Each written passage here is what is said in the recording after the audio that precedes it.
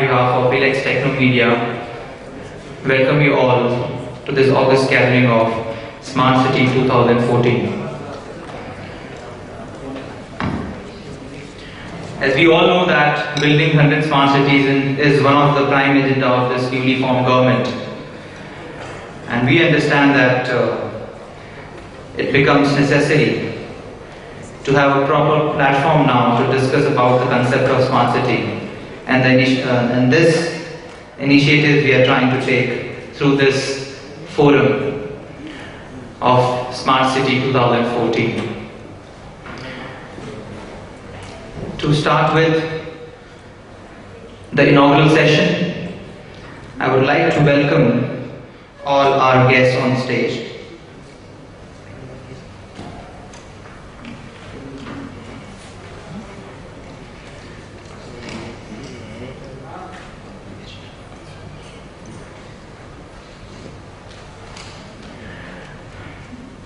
This inaugural session will be on building smart cities, accelerating growth and driving economy.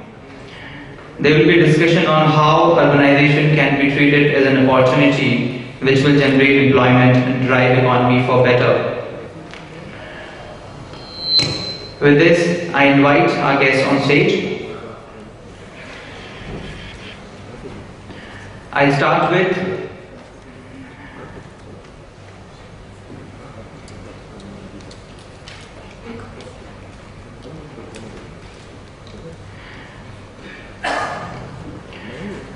Shri Rakesh, Ranjan, Advisor, Planning Commission of India. Sir, we welcome you on the stage. A big round of applause for our guests.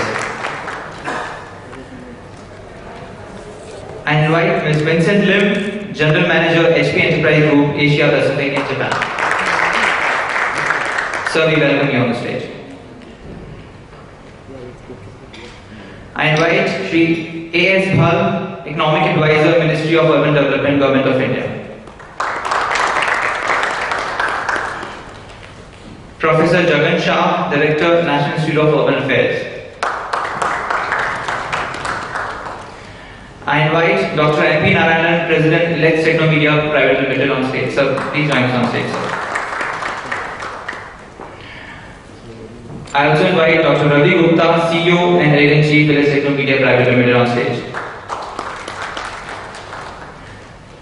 Shri Nazeem, Secretary, Department of Urban Development, Town Planning, Housing, Government of Himachal Pradesh is on his way and he is reaching the venue shortly. Now I request Dr. Ravi Gupta to present bouquet to all our esteemed guests.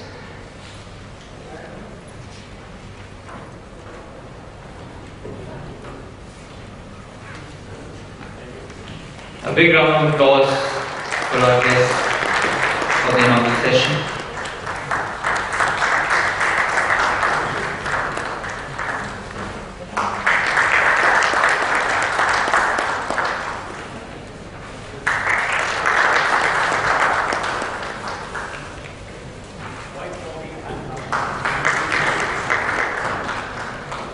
Thank you, sir. Now I request our guests to light up the lamp for the formal inauguration of Smart City 2014.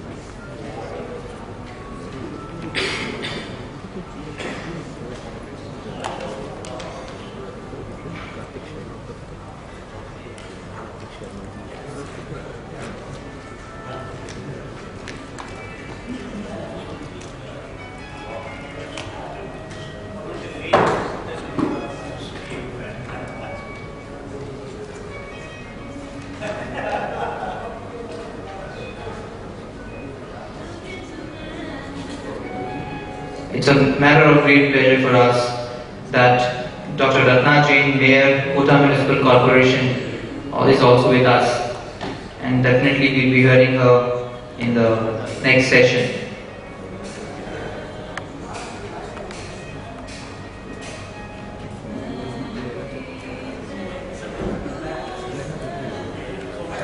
Many thanks for the guests.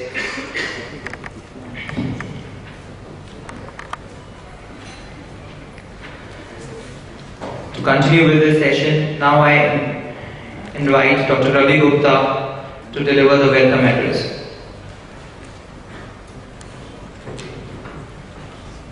Welcome you all. Thank you for making it here. And I thank all the dignitaries on the dais for being here on this auspicious occasion. This is perhaps the first event on smart cities being held in the country after the new BJP government has come into power. And it has given a clear mandate about building 100 smart cities with a budget of around 7,000 crores for this program of 100 smart cities all over India. I think this is a great moment for all of us in the field of urban development, in the field of IT, that a concept like this has been taken up at the highest level in the government. And we at Elets, who have been publishers of magazines on e-governance, e-health, e-learning and infrastructure construction and engineering, we have been talking about usage of IT in the urban planning, urban management for almost a decade now. And this is the third annual event on smart cities we are holding in Delhi. And we are very, very excited that right now there is a lot of discussions are happening all over the country about what these smart cities will look like, what is their framework, what will they have, what will they not have, what will they include, what will they exclude. So this event, I think just after this new government has come in, this event is all about creating those dialogues, creating those platforms, which we plan to take all over the country, all across various cities of the country, and discuss about city-specific challenges, city-specific opportunities, and how smart may mean different in Guwahati and different in Mumbai, or different in Banaras and different in Vadodara. So this event is all about deliberation of this whole idea. If you look at the agenda of the day, I think this is an amazing conglomeration of various stakeholders in this whole sector. The stakeholders are municipal commissioners, the mayors, the urban development department at the central level, at the state level, the IT department, the telecom department, the transport department, the water department, the electricity department, the security department. I think it encompasses everything, almost everything like one can imagine. And still, one of the key output which I see coming from the day is that we come out with some basic inputs on what is a smart city all about. And I have a great honor to have Vincent here, who is from HP. He heads the Asia Pacific in Japan, and he has been part of several smart city projects all over Asia Pacific. And I am looking forward to hearing from him the international experiences on smart cities. So it's a pleasure to have you here. I welcome you again, Vincent. And it's an honor to have our advisor from the Planning Commission, Mr. Rakesh Ranjan. Again, the Planning Commission has been talking about IT and urban development for a very long time. And the smart cities have been discussed by the Planning Commission earlier also. So it's a great idea to have the apex body of thinking from the government of India at our inaugural ceremony. I welcome Rakesh here on the stage. Thank you, sir. I have again the honor of having Senior Economic Advisor from Ministry of Urban Development, Mr. A.K. Bhalji, who is again has been a pioneer in the concept of ICT in the urban development, and he is a known figure in the various urban development debates and dialogues at the highest level in the nation. So I welcome you, sir, on the stage again. Thank you so much for being here. And last but not the least, we have the honor of having Dr. Jagan Shah. He is the Director of National Institute of Urban Affairs. The NIUA is the apex think tank of the country which advises the government of India on various urban reforms and various urban schemes. So having the Director of NIUA with us at the Inaugural is a great, a matter of great honor for us, and welcome you, sir, for being here. Thank you so much. And before we start this whole sessions and the events, I will give you a brief overview of what Elets is all about. Who are we?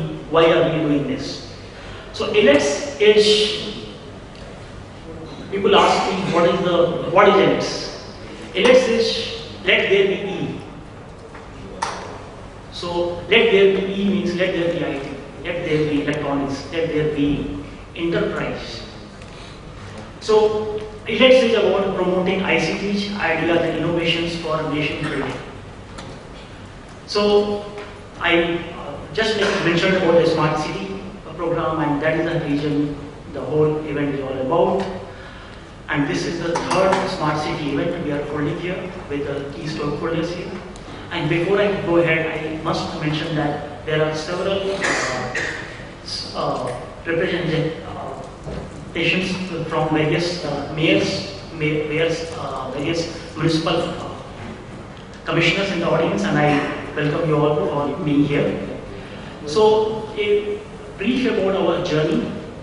We are promoting E across various states, various platforms, various domains for last 10 years.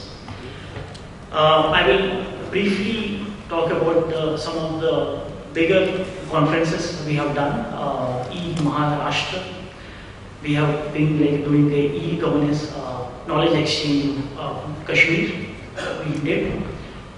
We do in E-India, which is India's largest ICT event, which happens in Hyderabad for the last 10 years. We do a conference on financial inclusion in payment systems, again which is ICT, about role of ICT in financial inclusion. We do event called E-Uttar Pradesh, how IT is taking strides in the state of UP.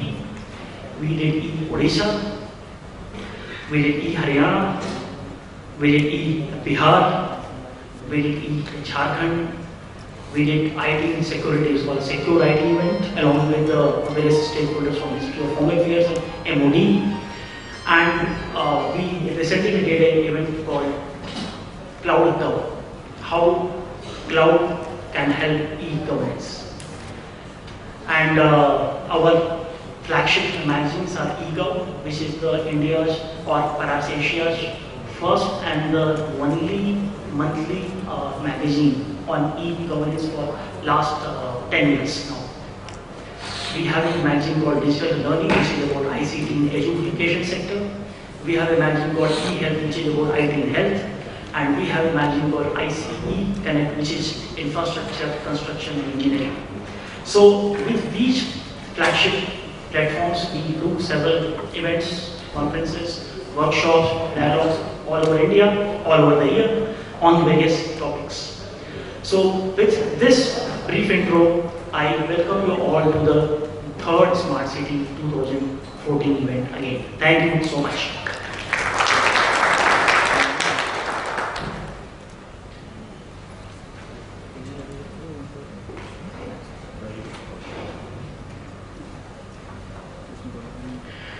Thank you, sir. As we all know that corporate sector is investing big time in this concept of smart city, especially now in India. And when we talk about HP solutions, whether in terms of infrastructure, health, education, and various other sectors, HP is tremendously working towards and contributing towards this agenda of government of creating smart cities in India. And it's our pleasure to have Mr. Vincent Lim, General Manager, HP Enterprise Group, Asia Pacific and Japan, with us. And I hope that sir will put a very strong perspective of industry in this concept of smart cities. I welcome Mr. Vincent Lim on stage to address the audience.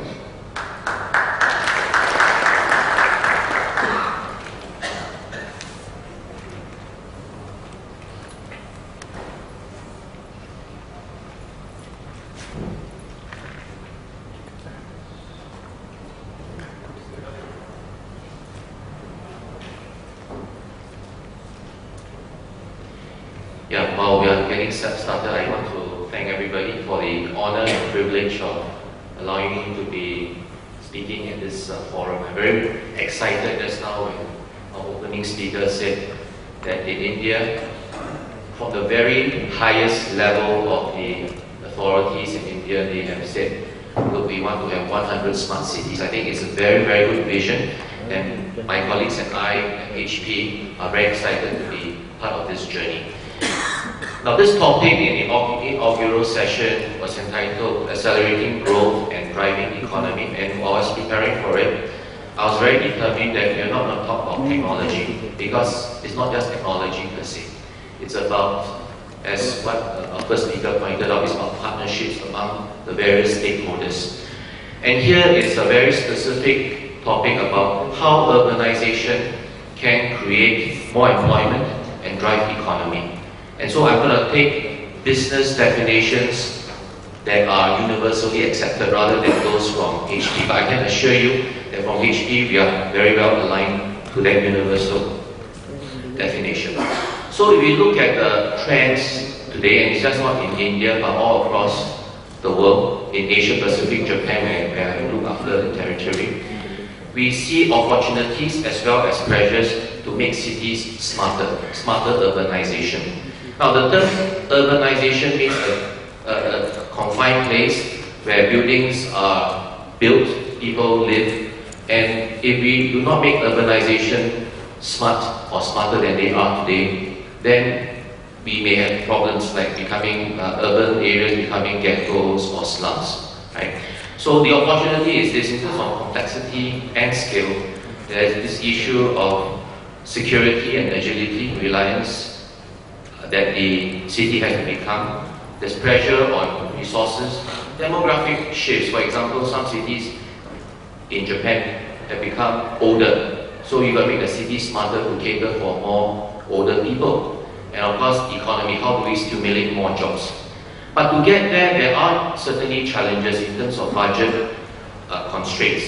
So to build a city from scratch is not about a few million or a few hundred million or even a few billion dollars. I mean, there's a lot of money involved in that. There's the operating model and system and processes that need to support that becomes constraints. And last but not least, the talent. So what are the implications and the observations that we have together with our partners at HP? First, the traditional methods are not working. We need new methods, we need new models in order to build and operate smart cities. There's also this element of competition.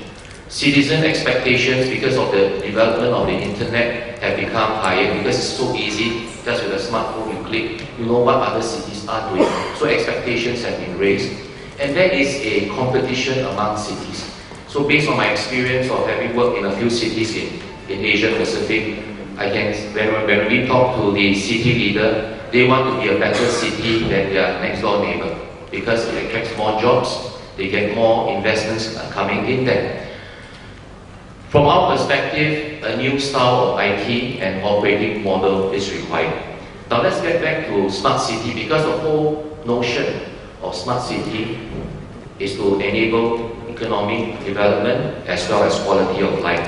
So this is a definition taken from the businessdictionary.com, right? So it's as neutral as one can get, and we make this reference as a general definition. Basically, it defines a smart city as a developed urban area that creates sustainable economic development. The keyword here is sustainable, right? And high quality of living. These two go hand in hand. You think about it, if there's no economic development and one that is sustainable, then really you can't get high quality of life. At the same time, you can't attract good talent to the city if there's no high quality of living. So all both come hand in hand. And this dictionary then goes on to say that this is enabled by excelling in multiple areas, 6 areas. In the area of living, so living conditions must be decent, good, access to the conveniences, whether it's food or shopping or entertainment.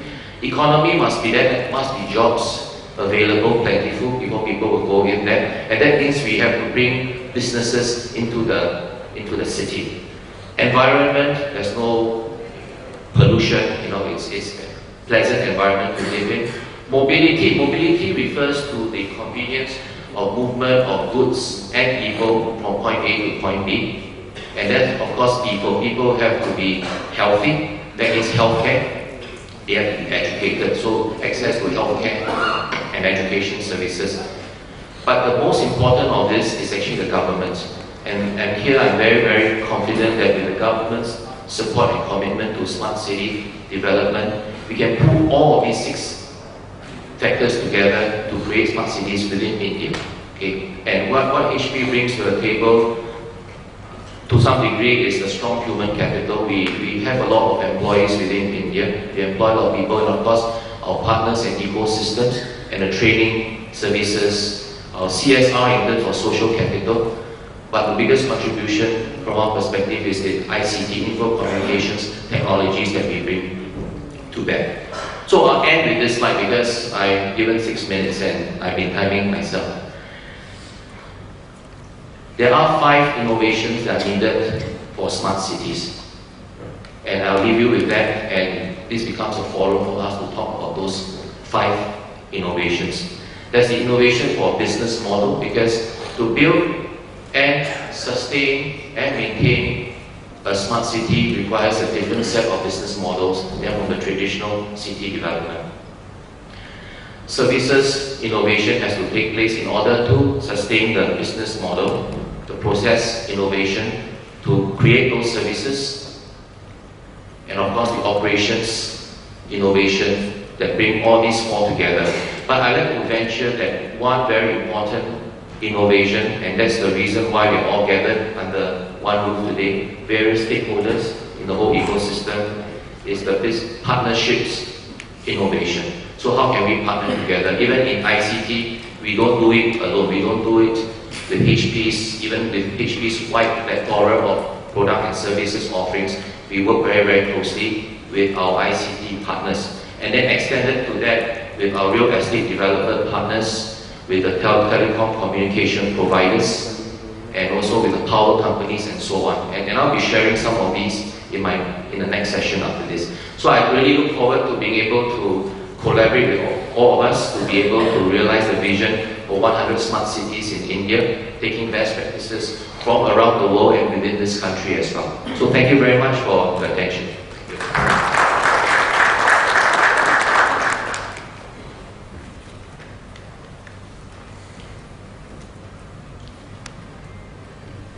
Thank you, Mr. Lim.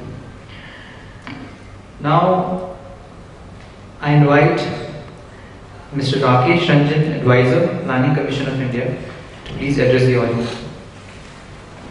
A big round of applause for you.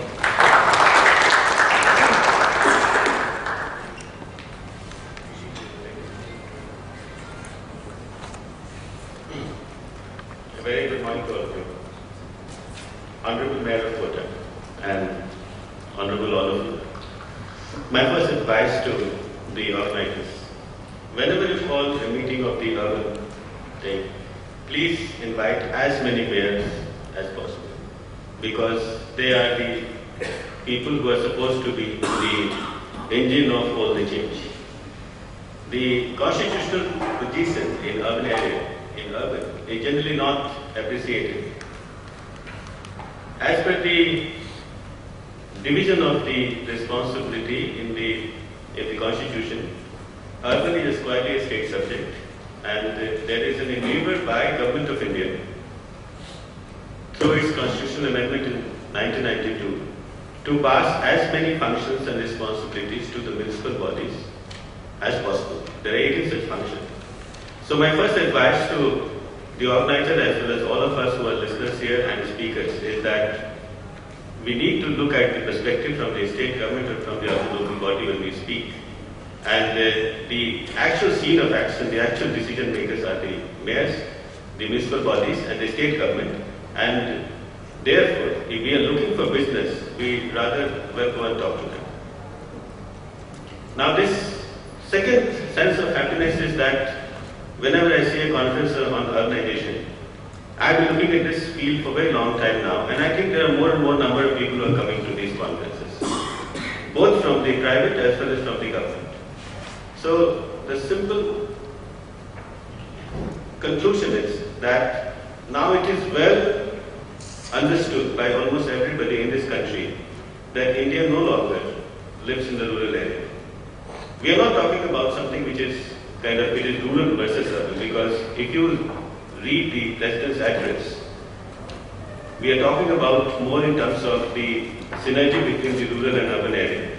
So it is not, I have no intention to kind of pick one sector against another, but I do have an intention to keep on saying that earlier lesser number of people were saying that we must invest in the urban area, now more number of people are saying that we must invest in urban area.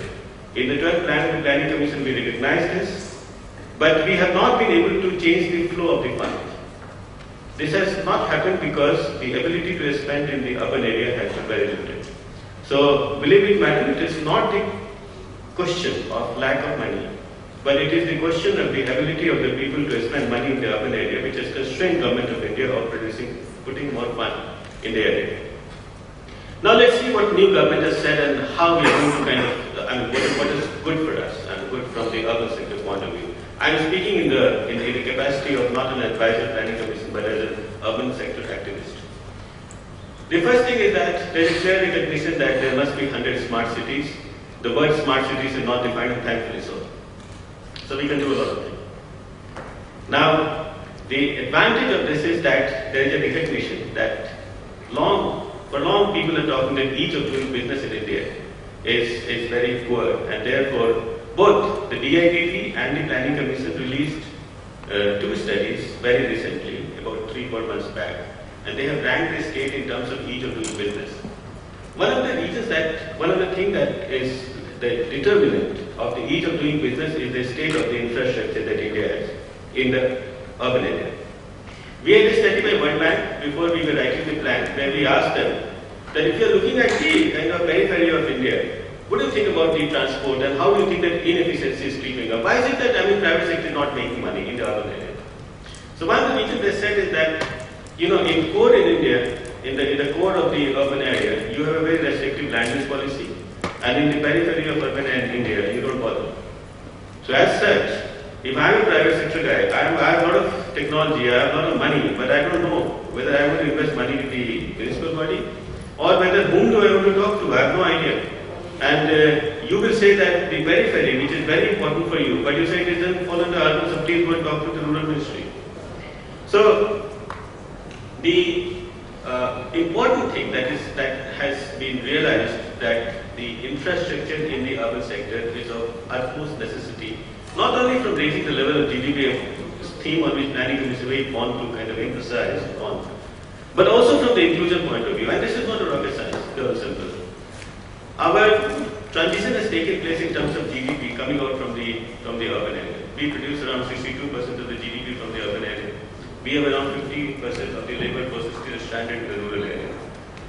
Irrespective of whatever good thoughts we have about the agriculture sector, and in the last 2 plans, agriculture has done fundamentally very well. It has grown with around 4%, which is a very healthy figure for any economy in the world.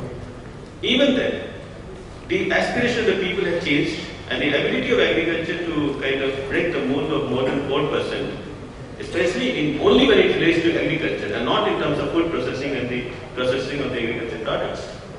In that case, the ability to break from the 4% is very limited. Whereas the processing industries, the manufacturing and the services industries can definitely grow well, much more than 10%. 10% if we put our policies right and we stop kind of criticizing every time that we are very bad and handle the negativity in this country, which is always there. In that case, it makes a lot of sense that those 50% people who are still in the rural sector need to come to the urban sector. And if it is so, then I think for a mayor of Kota, it is a smartness of the highest order to understand that whether they like it or not, migration is going to take place. India's migration has been very muted so far. Contrary to popular perception, people are not coming straight to the city. Unfortunately, they consider that the policies of India in cities are not very conducive to migrate. Now, the smartness of us lies in kind of changing this particular mindset. And whether we like it or not, these people who are coming for search of the employment in India, in the urban cities, we have to make provision for them. So, I will come to the concept of smart cities slightly later. I would try to draw your attention to two very important announcements that has been made. First is that the government is very seriously considering the goal of affordable housing to all, Pakka housing to all by 2022. And when we are talking about this goal, we are not talking about just a structure of concrete, but what we are talking about is that that particular house must have the sanitation, must have the water supply, and please remember, very importantly, must have the broadband. So this has been the new vision of this government. We were earlier not talking broadband to that level, but we realized that the ability of India to, or of its poorer or relatively poorer population to get advantage of the technology is something which is phenomenal. And if the government's policies are correct, then we must use it. So the first important thing, other than the concept of a smart city, is of the affordable housing, which the government is committed to sell. This by 75th year of the independence, we must strive to provide them a decent housing. The second one is that the government is saying that cleanliness for all. And that would mean that one of the biggest refrain about Indian cities, you go abroad, doctor, your cities are, it's not very clean.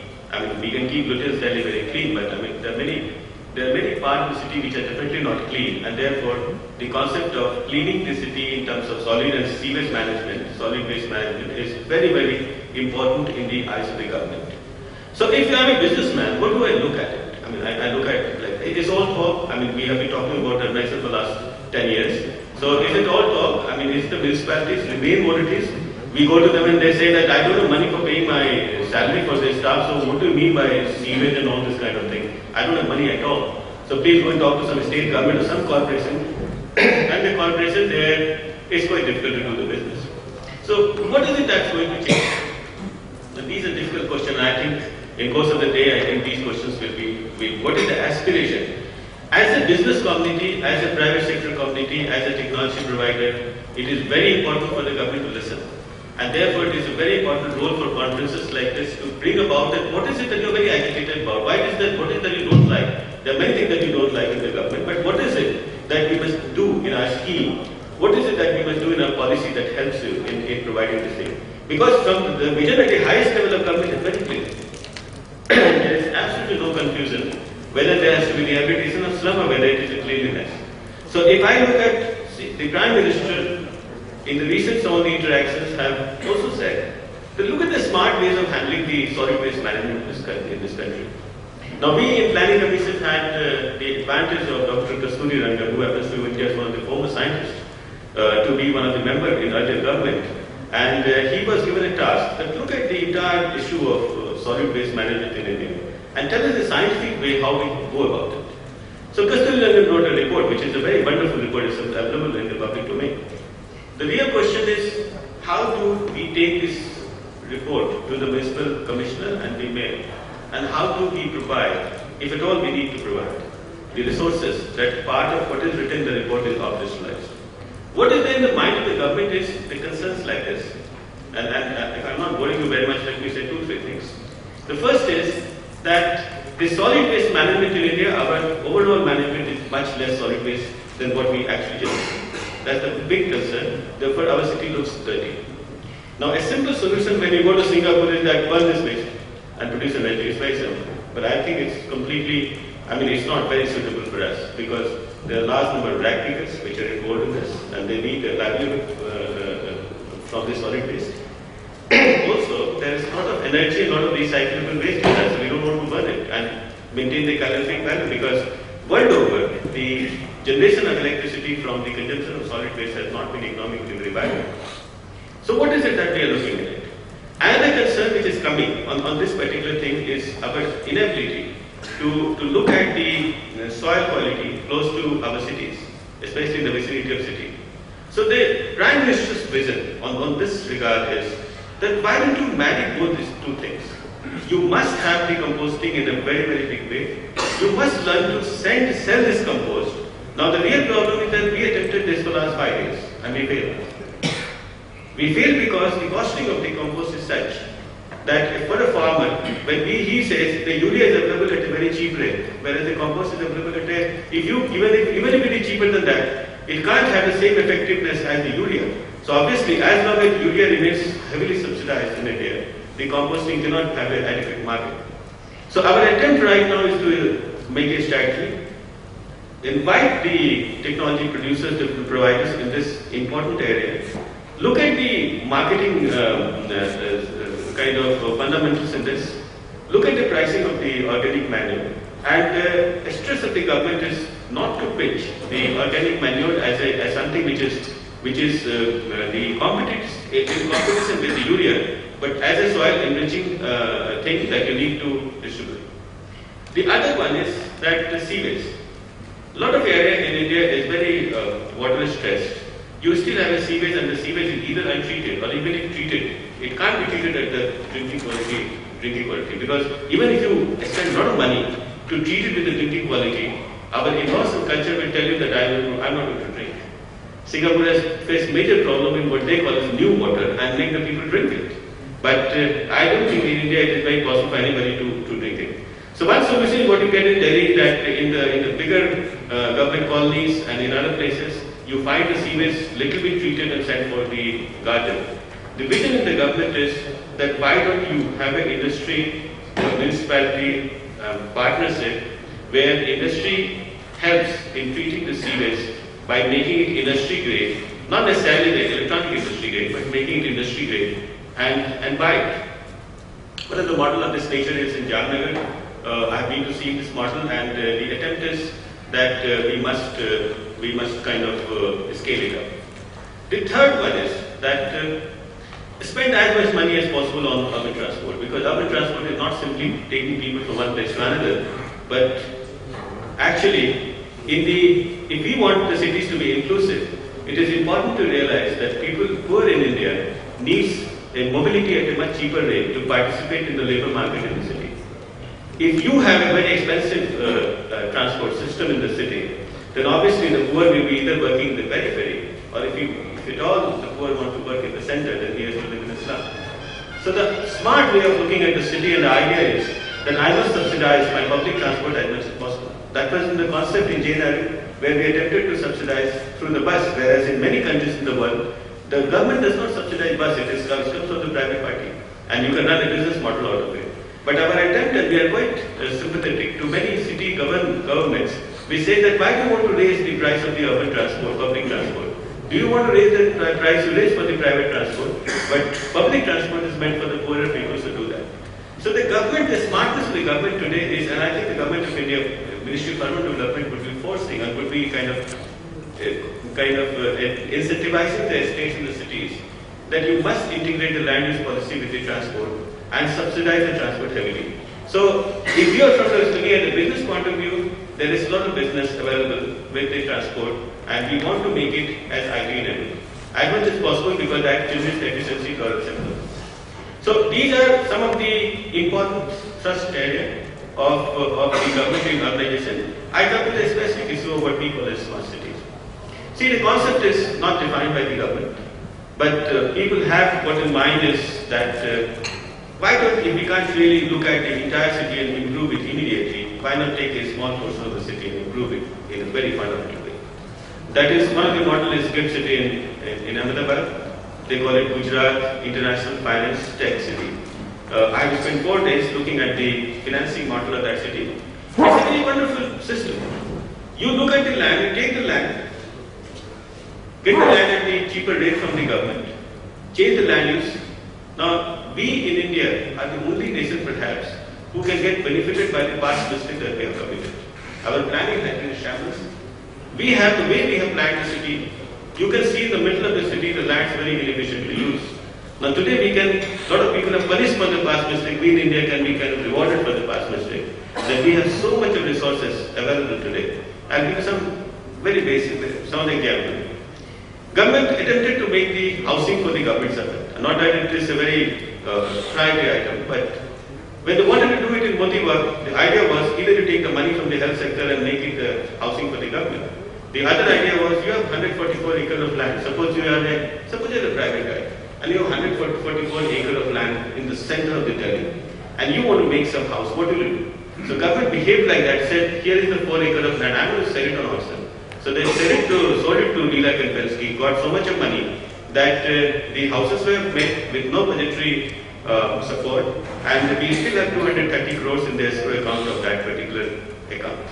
So the similar thing we attempted in Nagar, so there is some kind of court order which is adverse on it, and the similar thing has been attempted or being attempted by Ministry of Urban Development in developing the housing colonies where you can use the land use pattern. Land use, the moment you change the land use, its value rises so much that you can invite the private participation. This is the model which has been used in some of the Rajasthan very well, to some extent in Gujarat, in Mumbai to a large extent, where the private persons have been invited to get into the affordable housing segment. So the idea is that if you are talking about resources, neither the government of India is going to push a lot of resources, nor the municipal corporation on its own can get a lot of resources through the taxation. It's not possible. So the idea is that if you have a wonderful policy instrument where you can look at the value of the land, make it more savvy to the market, change the land use the way the market would like it to do it, and then try to capture the gain. You have a lot of money to do things. So I think in the days to come, in the months to come, I think government would be moving towards this kind of policy with more determined steps. Not that earlier government was not moving, but I think here is the difference seems to be that there is more determination in looking at the urban sector as an input for the growth of this country. So if I'm really a technology provider, I will be very happy. But I will look into what is the technology that, do I have technology for sewage, good sewage treatment? Because government is looking at that. Do we have technology for a good composting? Government is definitely looking at that. Do I have technology for affordable housing, which where the cost of the housing decreases? Because in India, the cost of the affordable housing has not decreased. And it has followed the general tendency, which is the cost of cement plus the cost of the iron bars, and the normal input and the cost is same. I mean, we have checked that in affordable housing costs and prices have remained almost similar to that of what we call as non-affordable housing segment. So if that is the case, government is looking for a good technology and a good policy, good technology for reducing the cost of the construction. I mean, these are the focus area of the government at present. I hope that we will move towards that. So with this, I end my conversation with you, and I will be happy to take any questions. Thank you very much.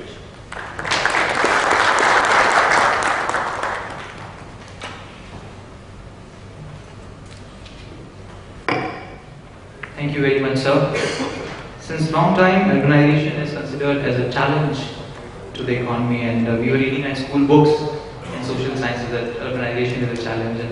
But thank you very much for telling us that through affordable housing, cleanliness, urban transport, especially technology and various initiatives, urbanization can be a big opportunity for this country. Thank you very much, sir.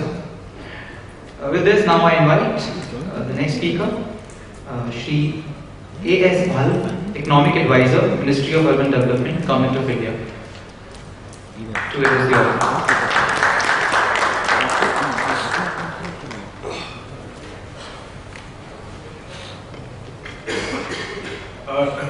Dear friends on the dais and dear friends on the floor of the house, so good morning to all of you. I'm very happy to be here to share my views on the Smart City initiative and to hear from you. And I would like to thank Ravi, Gupta and Elets for giving me this opportunity to use you as a part of the brainstorming exercise. So in the Ministry of Urban Development right now, there's a lot of brainstorming, churning going on the concept of smart cities and how it is to be nuanced and in a typical bureaucratic way, how it is to be operationalized. I'll take you through some of the steps. Dr. Jagan Shah is also very much a part of it, so I'm going to steal some of the thunder from his talk. I had a look at his lecture notes, so I'm going to take away some of his jokes and all. So, okay, what is smart cities? Let me just quickly take you through it. So, smart cities as a concept, came up in about 2010. And initially the concept was, those newfangled cities of Mazda in Abu Dhabi and Songdo in South Korea. Absolutely glitzery, very high-tech stuff, everything provided through, IT facilities and digital data and what have you. Absolutely newfangled greenfield cities. But that somehow did not take off. Both the cities ran into problem and there are delays both for Mazda in Abu Dhabi and Songdo in South Korea. So the world finally realized in 2013 that newfangled greenfield cities with a lot of glitzy ICT is not the way to go. The way to go forward is brownfield cities, and the smartness has to come from the way up. And arguably the two smartest cities in the world at the moment, as Singapore and London, they're getting smart from the way up. And the examples are their transport system. Singapore with its congestion pricing, and London with its phone application where every office worker gets up in the morning, takes his phone application and sees which bus or which tram to take and get off at which station and then take the next one. So the focus has changed entirely from building newfangled sort of greenfield smart cities to brownfield ones. Now let me take you through the government, how it happened with the Ministry of Urban Development inside. So we've been talking about smart cities for the last 1.5 to 2 years. We regularly answer Parliament questions.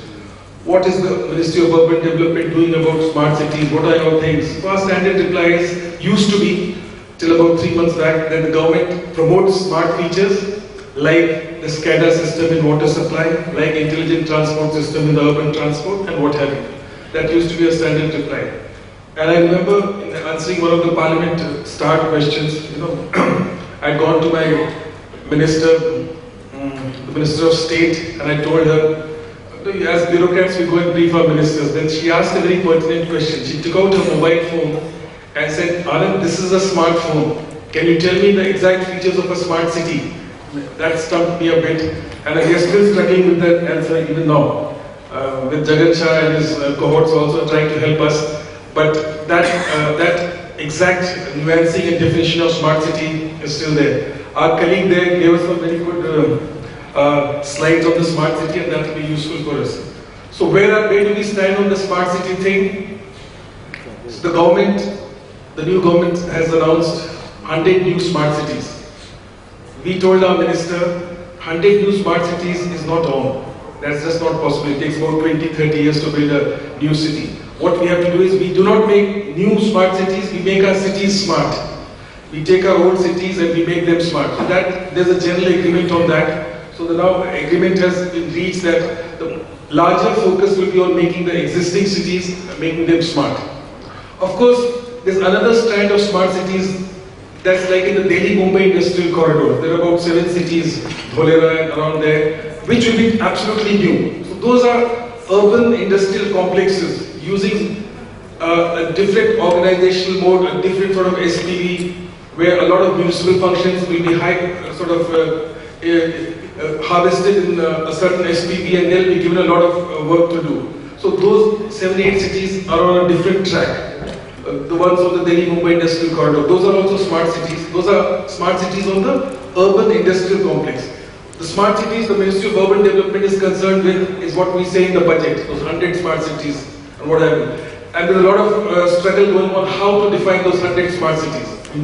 The jury is still out, we're still struggling with it, but the broad thing is maybe the 65 GNURM cities which used to be there, plus some more religious cities and some other cities that might make up the 100 smart cities. But that decision is yet to be taken. In fact, our secretary met the Mr. Dipen Mishra, PS2 PM yesterday, and there been some. So deliberations are on a daily basis, and hopefully within a week or so, the final plan will come out. Which are the 100 smart cities? Which is the way to go about it? A lot of debate on should the center do a lot of hand-holding. Should we devise the city smart plans? Should we, or should we leave it to the states? I mean, I can argue till the cows come home on the benefits of both.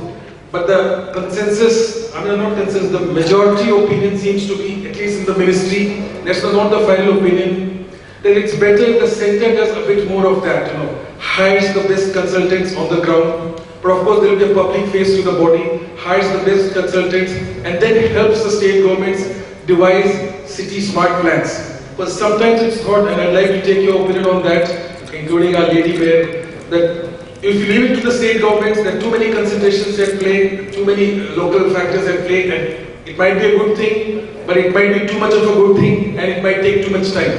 So even the city and the state governments come and tell us, please, the way the federal structure works in this country, sometimes the tough decisions are easy to take if it's pushed through from the center.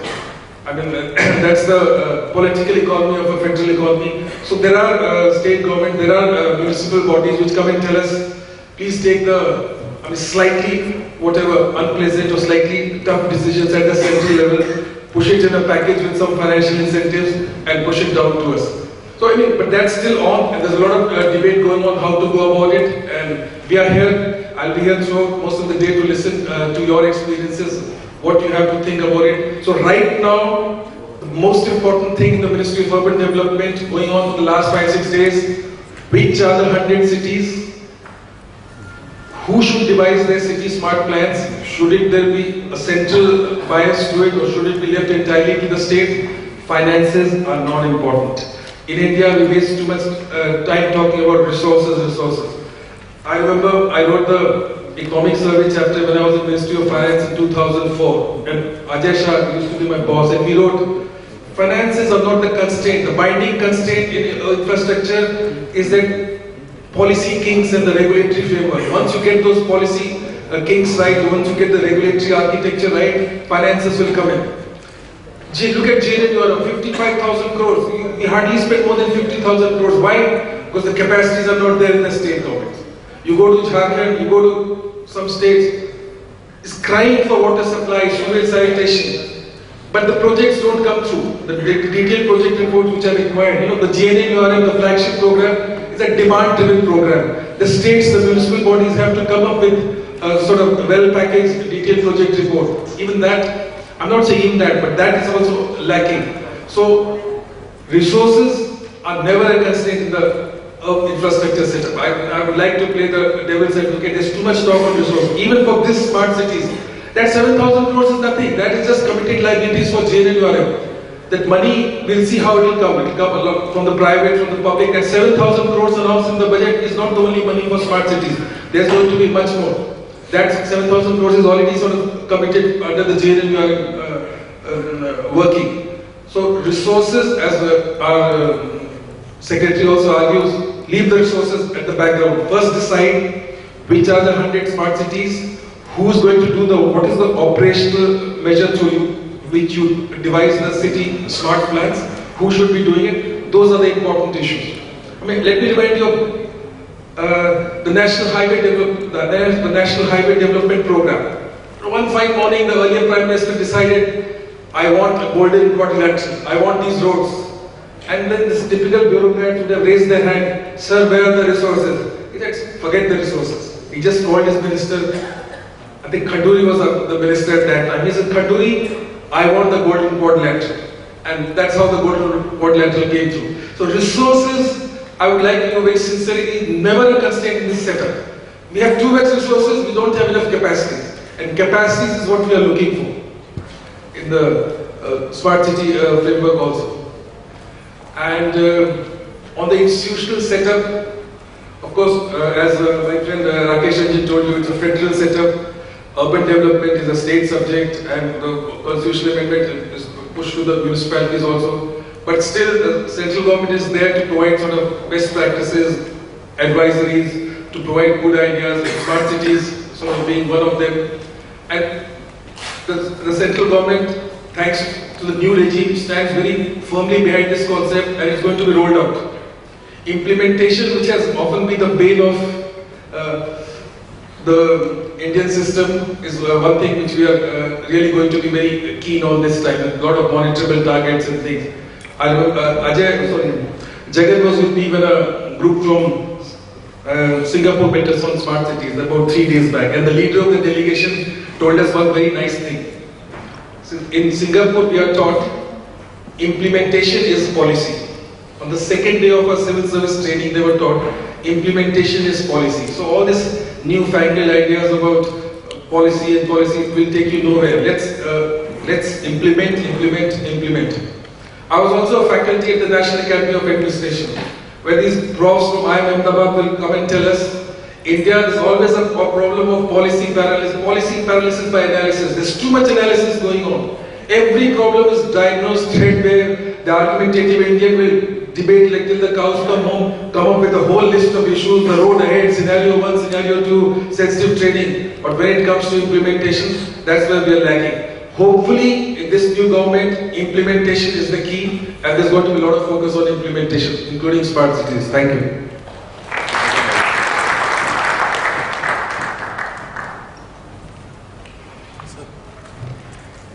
Thank you very much, sir, for sharing with us the operational challenges and opportunities in building the smart cities, and sharing this idea of urban development ministry with us that resource is not a constraint, but the capacity and implementation is the key to success.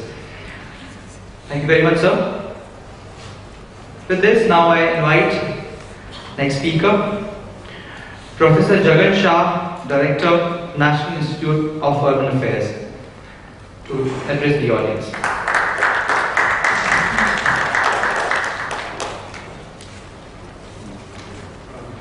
Thank you very much, Elets, for inviting me for this wonderful gathering. Honorable representatives of the people, honorable administrators, and the industry, which is going to make all of this happen. Thank you very much for being here. Anand, thanks for stealing the thunder. Actually, I quite like a drizzle instead. A constant drizzle is a lot more pleasurable. But nevertheless, I devote a few minutes to doing what I believe needs to be done, which is to literally drum up some kind of a storm about the idea of smart cities, because I believe this is a game-changing idea. This is a paradigm shift. It's not, as Mr. Vincent said, it's not merely the application of IT to doing things. It's a completely different worldview, and I for one am championing this in every way possible. I think since a lot has already been said about the potential, the applications, and so on about the smart city concept, I want to just spend a few minutes describing what is at stake here and what can be achieved. Of course, one might be forced to ask the question, if technology is going to take care of all these functions and services, what are we going to do? Especially at a time when you're not allowed to play golf. So it might be wonderful if we actually get down to seeing just how profound the possibilities are in this concept. As Vincent said, this is not only about IT, this is really about an application of mind, about the application of governance mechanisms to deliver something. And what is that something? I want to refer very briefly to a professor of New York University, Mr. Benjamin Barber, who is devoting all his time to selling the idea, what he has used as a title of his book, If Mayors Ruled the World. What would happen?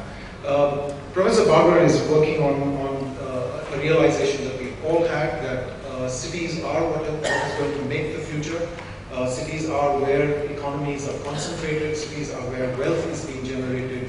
Cities are increasingly going to be the entities that actually compete across national boundaries. So it's not going to be national boundaries which will define economies, but cities that will define economies. And I think this is a very compelling argument, and it in a sense creates the base for us to move forward. to really understand that putting stakes in cities is putting stakes in a commonwealth, into a population. They don't necessarily need to reside in cities, but they have stake in cities. And this is an important thing for us to appreciate. Another very important thing to understand, of course, is that a lot of the models that are being used as references in case studies presently in the whole discourse about smart cities are models that belong to what the Europeans have called a sort of beyond growth model. So, this is an idea that was put forward in the European Commission by the Austrian government, and it is a very important idea because European countries are looking at a scenario beyond growth. They've achieved their goals. Smart cities in a growing economy have to be something very different. Smart cities in a growing economy are not going to be simply about managing public assets, making them more accessible, making them more equitable, but actually delivering them in a faster way, because climate change is not leaving us with the kind of luxury that we might have enjoyed over the last so many decades, thinking that we can let our cities languish. So Benjamin Barber's argument about the fact that cities and the people who head cities, whoever they may be, of course, the mayor is perhaps our answer to this. In other countries, there are other answers, but by and large, it's the idea of leadership which takes decisions and is decisive and determined.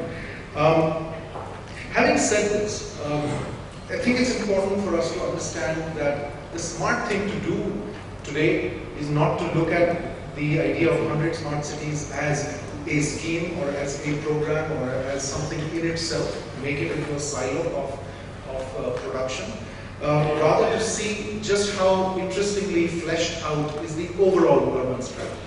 So we have to see 100 smart cities along with the idea of urbanization, which Mr. Rakesh talked about, along with the idea of total sanitation, along with the idea of total power supply and heritage conservation and the development of tourism circuits and the development of pilgrimage circuits. These are all concomitants. These are not removed from 100 smart cities, nor should they be seen as being adjuncts. However, they are all goals that will be achieved by the smart city movement as such. We must keep in mind that 100 is a target. We should achieve much more than that. Simply the multiplying factor of what we will do. I imagine a state government is not going to restrict themselves to 3 smart cities in their state, but we'll see how to multiply that across the state. So we have, as I said, the opportunity to have a profound impact on the future of this country. Last few words about what needs to be appreciated is that all of this works on the basis of developing a strong element of trust between government and the public. That is fundamental. If that trust is not cultivated, is not nurtured, that trust will become, or the lack of that trust will become a barrier, will become a hurdle, will become a roadblock, and so on. So it's really important. Mr. Ravi Gupta in the beginning said the stakeholders, they're all here. You forgot to mention the public. The public is an enormous element in this, which we cannot afford to neglect. The public is the biggest stakeholder in this, because the smart city will leverage the power of the collective of the public that lives in our cities and in our countryside, will leverage that to achieve goals which we could not possibly achieve in the present kind of scenario where there is a great amount of distrust between the public and government. So smart cities will restore trust, and the elements that come, the concomitants that come with e-governance is transparency. With efficiency will come a certain high level of accountability and the ability to deliver. All of this is working towards developing that basic glue that binds the democratic kind of polity. So, just a few emotional points here at the end. A reporter asked me from Dainik Bhaskar asked me the other day, so what's the big deal? How will my life change with smart cities? I said, well, what you should expect is that in a smart city there will be zero loss of life, to the extent possible. barring mortality, you will not lose lives because of accidents, you will not lose lives because of brainless, mindless violence on the streets and so on and so forth. The smart city must deliver that. The smart city should deliver no loss of life because somebody couldn't get into an ambulance and get to a hospital on time. Somebody dying on the road in an ambulance on the way to a hospital, that should never happen in this country. So these are important things. The smart city will ensure that my elderly parents and the women and the disabled and everybody is taken care of and is able to get to their place of work, is able to get to their place of study on time, so they can actually have some recreational time, so they can enhance their quality of life. So I think it was really important to mention, as the earlier speakers mentioned, that transportation is simply, it's an enabler. I'm glad that the government did announce a transportation mission, because to talk of a smart city without mobility is anathema. You cannot talk about it that way. So we need to ensure that our cities become the enablers of prosperity, of collective wealth, and can tap into this immense creative genius that for 60 years at least has flowed out of this country to other countries and has made other countries richer. So I believe we all need to, and I would like to make sure that there is a thunderstorm about this, that we all need to buy into this smart city vision and really make it happen. Thank you.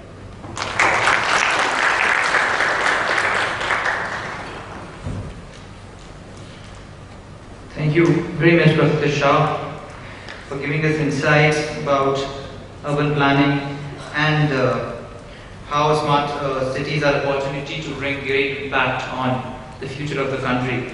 And as you rightly said, public is very important.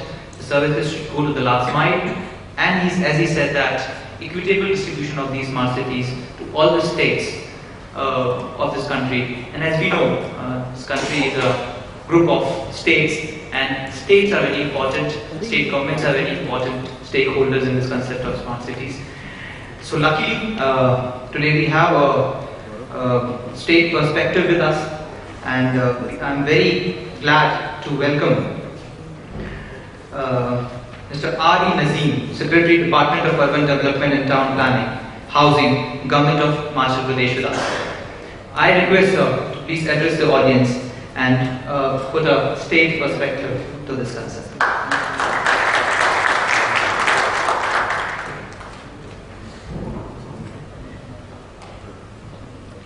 My dear friends, really happy to be here. But I'm absolutely in a most unenviable position because I just took over this department some time back. I'm basically the head of the Power and Energy Department of Himachal Pradesh. I'm also the Registrar of Cooperatives of Himachal, and today, thanks to the lack of IS officers in this country, now I'm also the Secretary of Urban Development, Town and Country Planning and Housing. So, 5 departments, and just having taken over, you can understand how much I might know about smart cities. I just saw this conference 2 days back, looked interesting, so I called them and told I will come here. Woke up at 4 o'clock, took the flight to Chandigarh, came in from the airport and they made me sit in the dais. They told me just give the government perspectives of what you do. And then in our service, the least thing that we do is we talk whether we know things or not. But I'm really happy to be here, and just thinking how important it is for us to use the IT-enabled services to make our lives better. I was just thinking about the tragedy that struck my state about a month back. When being the head of the power sector, it is one of my own dams which opened the water that day, which washed away those 24 young lives and the life of the operator from Andhra Pradesh in the Prias River. I have been collector of Kullu Manali for 3.5 years, about 10 years back. And there are so many dams, and today being the head of the power sector, more than 100 dams are coming up, which are above 5 megawatts, and more than 400 dams are coming up. If only when my department's one of the wings of my department called the State Load Dispatch Center, when the frequency had crossed 50, we have a protocol as to how to shut down the power projects. And automatically this SMS goes to that particular power project called RG, that we shut it down. That day was one of the hottest days of the country. The next day I realized that Delhi recorded the hottest summer in 63 years or something like that. So the frequency was very high, huge melting of glaciers in all our rivers, and so huge amount of water discharge. So in order to save the grid connectivity, we had to shut it down, and we did it over 3 or 4 phases between 6 o'clock and 7 o'clock. If only we had a simple way of having some warning, even at an SMS, by anyone who is entering into Himachal Pradesh, any tourist who comes into Himachal Pradesh, just as they say, Airtel Himachal welcomes you, if we just had it telling that these are very dangerous glaciated rivers of Himalayan ecology, please be careful, do not enter into the river. Everyone can carry a cell phone. If that simple SMS had gone, and today we have done that, but then after the death of 25 students. So I was just thinking how important it is for us to be smart. Of course we did it. Of course there was a protocol, we followed that. There was a hooter. But how will children who come from Andhra Pradesh know that there is a hooter that is going on and that is supposed to say the water is going to raise up? So we are supposed to be the IT superpower in the world, but we have not been able to use IT for our own people and for our own cities. So I'm very happy that the urban development department is putting up these for these 100 smart cities. I had come here hoping to learn as to what we do. Shimla is a logistic nightmare today. Anyone who comes to Shimla, I don't see any reason why you would even want to come back again. The number of vehicles in Shimla is such a way that if every person who's got a vehicle in Shimla decides to take his car out at the same time, the bumper to bumper length of all these vehicles will be 3 times the length of the road in Shimla. That is, nobody will ever move. How are we going to regulate this? Where are the parking space? In the last couple of weeks that I've taken over, I've tried to find out how we can put more parking space. There are 40 places we have identified, but all these 40 places, all these land belongs to the forest department. The same problem that I face in the power project, trying to get the environmental and the forest ministry to get these. That's why I'm talking about great policies. I don't think no other country in the world will have more laws and more rules and more policies than India. But implementation, how many of us, and today, thanks to PAL, thanks to RTA, thanks to National Green Tribunal, thanks to the High Court, you can't imagine under what stress we work on a daily basis to take a bona fide decision. Yesterday evening, we had to take a decision to reduce 5 paise to sell electricity. We also sell electricity because we are one of the few electricity surplus states, so I also sell electricity. To reduce 5 paise to sell it to West Bengal. No, yesterday was called Punjab. It runs in hundreds of crores, but then it takes a few seconds to take a decision. Tomorrow you don't know when the postmortem will take place. Which CEP will say that you lost so many hundreds of crores?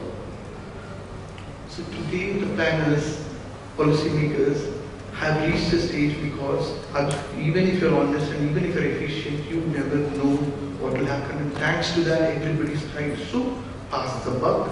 And because of that, whatever it is, call it as policy paralysis or implementation paralysis, we are having this.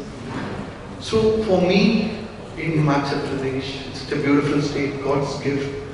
I've been collector of Kullu Manali. There are 6 hours on an average jam in Rohtang Pass. How many of you have been to Rohtang Pass? 6 hours the average. What do we do? How do we make sure that we regulate these cars? Do we send odd numbers on one day, even numbers on one day? Do we make all of them get into big buses? On big buses, how do they negotiate? Because there is snow on both sides. Nobody knows how to move up. And once you know, if you've gotten a Rotang ropeway, 450 crores, 7, and then the same day all the taxis go on strike, telling that, sir, you are deprived the livelihood. So there are huge livelihood issues when you shift to, to anything that when you become smart. Today they say, okay, let's not get in all the vehicles inside Shimla. Let everyone stop in the beginning of Shimla. We'll have a congestion tax, and then let's get in. Ropeways, let's get in. Tramways, let's get in. Let's get in whatever the new concept which is got it from France. Well, the port systems. Let's have multimodal transport where you'll have a smart car where people will just move in from one to another seamlessly. Very easy to say, but with 70% of Himachal, of Shimla being forested areas and huge environmental issues, and being in the highest earthquake-prone zone of zone 5, how many of this can be implemented? How long will it take? And by that time, how do we decongest Himachal Pradesh? How do we decongest cities like Shimla? How do you explain to people that they have a stake in the system? How do you make the vendors move from vending zones to so that you give them places that they can be, so that these vending zones can become non-vending zones? How do you make sure that when the electricity goes off or the water does not come, automatically SMS goes to the executive engineer or down to the linesman so that he'll come and do it. When you call up 108, how do you make sure that our ambulances come in time? How do you make sure someone gets a heart attack? You make sure that these people are taken to the emergency room in time. How are we going to give the slum dwellers the feeling that they are also part of the system? There are a huge amount of issues, the issues of venting, the issues of shelter for the homeless, the issues of old, because in a state like Himachal, so many of them go out for their employment. Many of them are just the old parents are there. How do you make sure the safety? If there is an intruder, how do you make sure that they send an SMS that automatically the police station gets to know and they come in? So whether it is public health, whether it is safety, whether it is policing, whether it is water supply, whether it is electricity, whether it is parking, how do you make a smart city where you know where parking is available? How do you make a smart city where you know that where you leave your car and you make sure that you have a single smart car where which you can move? So all these issues, Himachal has, like we have electricity, power, we have tourism, and we have horticulture. Amazingly, the whole of the apple crop comes at the same day. Within 1 month, and the cost of apples crashed from 200 rupees to 30 rupees a kilo. How do we make sure that we know what are the markets, what is the cost of the markets, how does my farmer know when to harvest it, when to put it in the truck, where the truck will reach the subsidy mandi, or should we send it to Ahmedabad, should we send it to Chennai, should we send it to Bangalore, should we send it to Calcutta, so that he gets the prices after working for years together. 1 full year he guards from the hail, from the snow, from the rain, and he just loses it because he gets 30 rupees a kilo. What is the point of being called an IT superpower if we cannot deliver these to our countrymen? What is the point of being e-slaves that I call most of my colleagues in engineering, who are all working for the top multinational companies and making maybe 10 days of salary that they do? I just call them e-slaves. They are working not for our own countrymen. When the people like us who are supposed to be implementing this are, as you know, firefighting, emergency firefighting every day with hundreds of issues. The political economy, there's no point in talking about it. All I can say is that where do we have the time to think into these issues? How are we going to merge our capacity as an IT superpower for the people of this country? How do we make our country? I was head of the Tea Board of India for 5 years, and because of that travel around to many parts of the world. I mean, no other country I've seen this absolute apathy towards the poor. The way we live. Earlier, at least, we used to acknowledge them. Today, we don't even want to see them. No other country is so absolutely happy in making sure that you are the richest, and just outside your house in the slums, people have nothing, and you feel absolutely nothing about this. This total apathy, I think, from where God has given us this satisfaction of living so happily and rich, and not even be bothered about the poor. How are we going to make sure that we are going to give them a decent city to live in, where they can have clean drinking water, where they can have a clean toilet, where there will be water in the toilet? Day before yesterday, I found out of the 148 toilets in public toilets in Shah, 23 of them don't have water. And then they say, so let's get in chemical toilets. Chemical toilets, if you just even spit the bubble gum or you put a baby, that is the end of the chemical toilet disease. Then I called up one of my batchmates who's a commissioner from one of the bigger cities in India, and he says, sir, what do? We have people actually put in rocks in the toilet, in the urinals. Just some sadistic pleasure that it should just break down. How do we have a e-toilet where when the water is not there, the SMS goes to the person in the public, in the IBH, that there is no water in this toilet, or the toilet is not clean and it has to be cleaned. How do we do that? It's so easy for us to talk, but to get all this and to make our cities livable is a great challenge for us. I'm here to learn from all of you as to how we can make our city and our country a better place to live in. Thank you.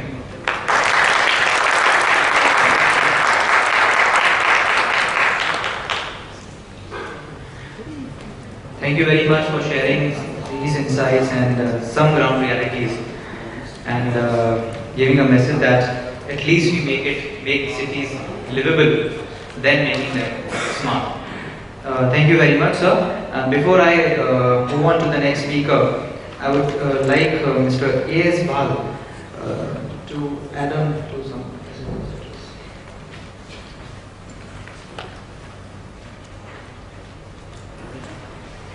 I'm sorry, I'll just take a minute. I've forgotten one point.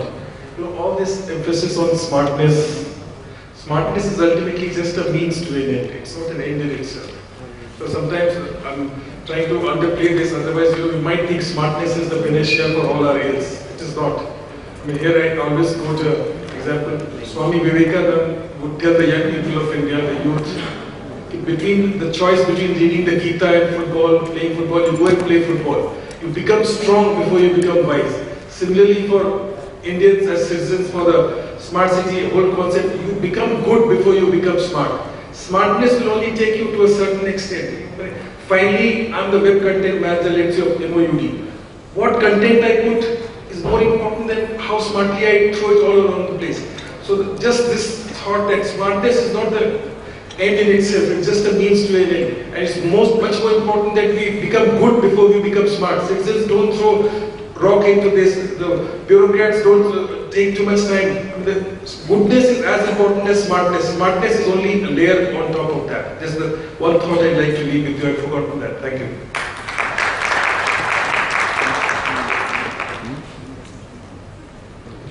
Thank you, sir, for rightly saying that goodness is more important than smartness.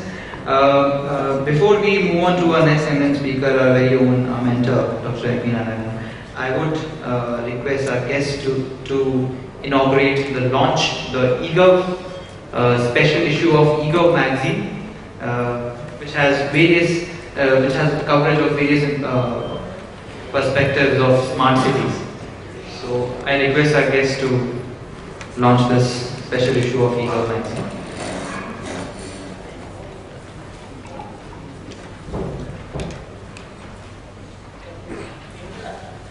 As we all know, smart city is a major part of governance, and technology implementation for smart cities is what we are covering from many years. And In continuation, this is the EGOV special issue of Smart City. We are launching it in third Smart City 2014. Can we have a round of applause?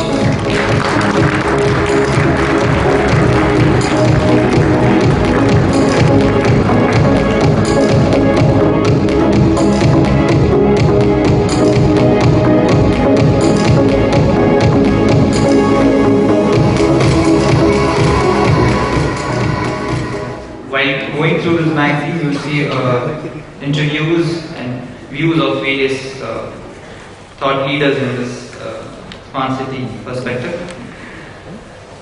So now I invite our mentor, President of Elets Technomedia Private Limited, Dr. MP Narayanan, to give concluding remarks for this inaugural session. We all welcome Dr. Narayanan with a round of applause.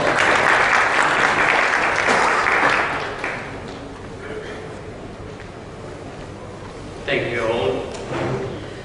Distinguished luminaries on the dais, distinguished delegates. One relevant point many of you must have noticed inadvertently, if not or whatever is not like. This is an inaugural session totally involving the technocrats, the professionals, industry, everywhere. This is something very relevant I thought that I should share with you. And it is also something relevant that a hearty welcome which my colleague Dr. Ravi Gupta mentioned.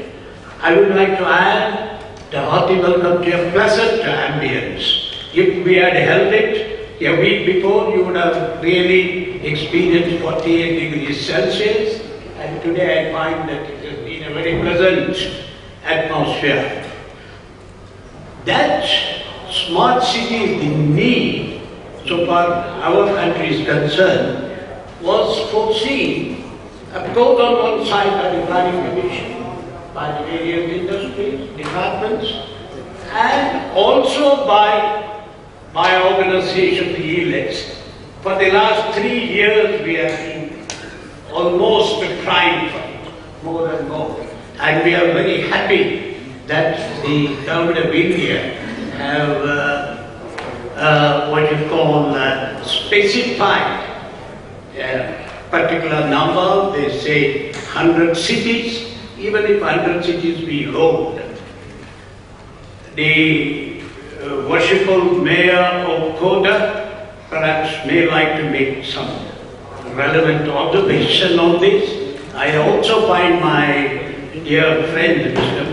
Bhal over here. I was very happy because he is one man who is involved with the wide spectrum of activities in holding conferences, etc. We do have people over here from various parts of the country involving in the municipality management, in also managing smart cities in some areas from Gujarat, etc. And I'm sure by the evening we would come to some conclusion together with what the observations made by the speakers in the inaugural session. It might come perhaps a part of an agenda even for the government to go ahead. It's no easy joke, just to say 100 cities. Particularly if statistics have any meaning. I particularly find that 31% of the total population of India would be in cities, which is about 410 million, if numbers are very. And then most of the people who are migrating to the urban cities, they are all unskilled or at best semi-skilled. Therefore, one of the innovation, as he has mentioned, has got to be the skill development. I am very happy that the economic advisor has mentioned that there will not be a depth of finance provided the activities start taking place. I agree with him. I am a down-to-earth man, and I think that if, say, as he gave an example of the coordinator, golden coordinator, whatever it is, there is no problem so far funding is concerned, that the government themselves are involved in, that's right, indicated. But it has to be a time-bound implementation of the projects. Simply telling that holding this conference is not enough. And it starts right on the municipality level. As I mentioned, it is appropriate that the worshipful mayor of Kota is here. Like that, most of these people are there. It starts at that ground level, not at top to bottom. That is from the Delhi or somewhere else. And I personally feel that the present minister also has mentioned that you cannot build cities overnight. That's a problem. That's that. It takes 20, 30 years to build a city, etc. And one is to convert an old city to a smart one. And wherever possible, of course, new cities will be coming out. Some substance, as we have heard from the eminent speakers at the inaugural session, the need qualitatively, the need with a lot of innovations to be done, and implementation technology so that things are done in time as planned. And of course, I agree with him, as I told you, that there will not be any problems so far resources are concerned, and I am glad that our organization has thought it fit to appropriately project the importance of this event. And I hope that during the day, a lot of new ideas will come, which will be collected, collated, and then presented to the government at the end of the day. Thank you all very much for it.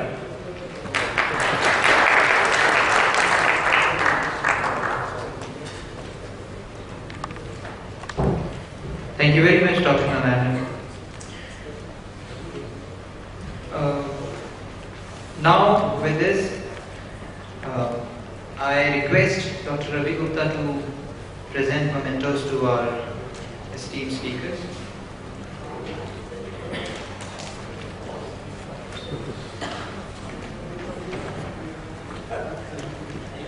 To Shri Rakesh, the advisor and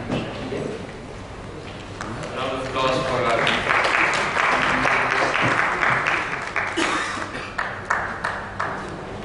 Shri Vincent, General Manager, SP Enterprise Group, Asia Pacific. Shri A.S. Bhal, Economic Advisor.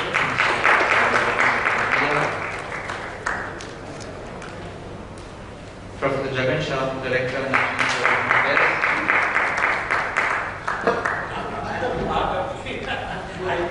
Shri Nazeem, Secretary